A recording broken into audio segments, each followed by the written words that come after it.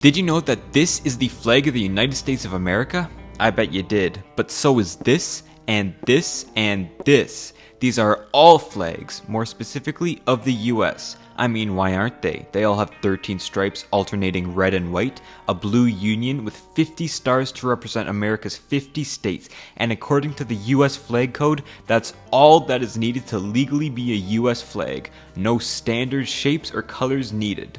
These could be flown at the White House or some other fancy building and legally no one could do anything about it. Except they would do something about it because these are not the flags of the USA. Yeah, sure, a random piece of paper was signed that legally gives the possibility these copycats could be the American flag, but this would not be accepted by the legislatures, president, international community, and most importantly, the American people as the American flag. There has to be something more to it than just a law on a piece of paper. There has to be something more to a flag than being a piece of colorful cloth, otherwise I'd be able to show you these without getting demonetized. There has to be some symbolism behind it, because without it, this would never have become the most famous picture in American history. Okay, seems simple. A flag is just a symbol of a nation, usually made of a piece of cloth. Come on, you know what a flag looks like. But what does a nation look like? Like Japan. There's obviously Japanese-made products and Japanese buildings and a collection of sounds we call Japanese, and Japanese islands, Japanese mountains, and some sort of collective stories we call Japanese history. But there is no Japan. I could go to Tokyo and say I'm in Japan, but I'm just on land with buildings around me built by people who call themselves Japanese. There is no pure Japan that we can see or touch. Doesn't mean there can't be a symbol of it though, a white cloth with a red circle. Flags are the symbol of a nation, and they're used to create new nations all the time. Post-apartheid, South Africa felt like it was a new nation and so needed a new flag to go along with it. After the French Revolution, this flag was adopted to get rid of the ties they had to the Old Kingdom, and the Arab nations are sometimes given the condescending name tribes with flags to call them wannabe nations, like, you have a flag but no real nation to back it up. But just like they're born, nations can die too. There isn't much of a Roman or Babylonian nation around today, huh? Does that mean their flags lose all of their meaning somewhere along the way?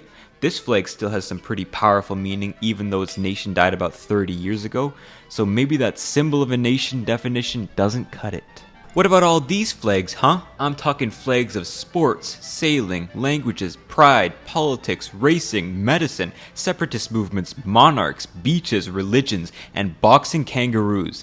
These are all flags and all have some sort of meaning behind them. Flags don't have to be tied to nations. What do they need to be tied to? Let's see. Is this a flag? Sure. Is this a flag? I drew it on a piece of paper. Looks quite nice, and I think most people would also agree it's a flag too.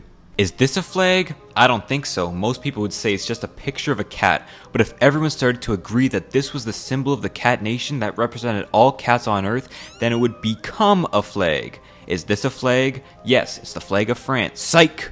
It's the flag of Norway. But is it still a flag? It's not on a piece of cloth or any physical object for that matter. It's made up of pixels on a screen. Pixels that make 90-degree angles, lines, and colors we say represent the Norwegian flag. But it's still just a depiction, a representation of a nation.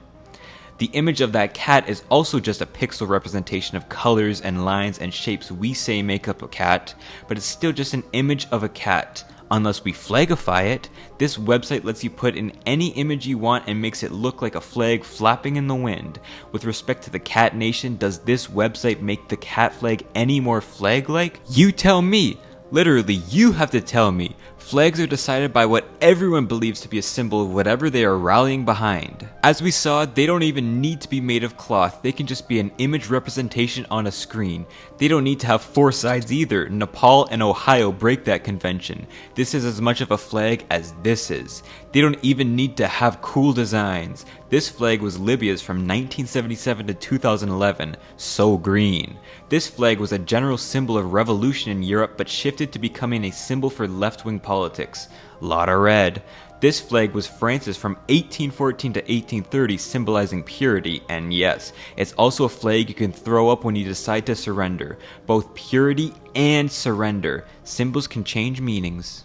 Under the US flag code, it is a crime to burn the flag of the United States. In practice, though, you're protected by free speech laws. Still highly looked down upon, though.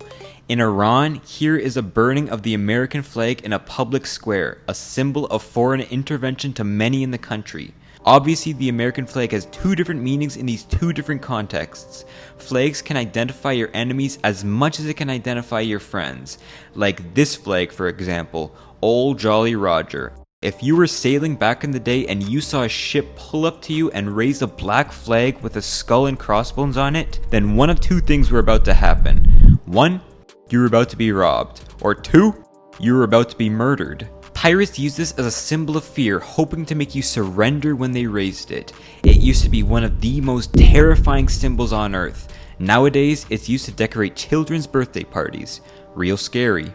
The black flag and white skull design never changed, but somewhere along the way it lost its symbolism. A white flag with a red cross can mean either an English flag or a Genoese flag, a province of northern Italy.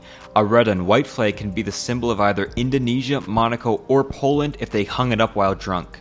And a red, yellow, and blue flag can mean either Romania, Chad, or add on a coat of arms and you'll get Andorra, Moldova, or this random university in Canada that Elon Musk went to, who suggested we should put this flag on Mars. Not creative. But what about Earth? Doesn't it need a flag too? A flag that we can all rally behind as a symbol of humanity? Why is there none? At least none accepted by us. Well, there have been plenty of proposals.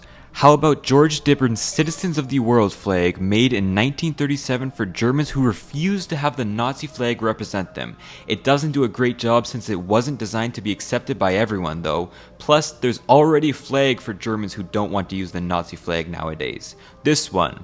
James Campbell proposed this flag, which I think is kinda nice, but hasn't really gone anywhere.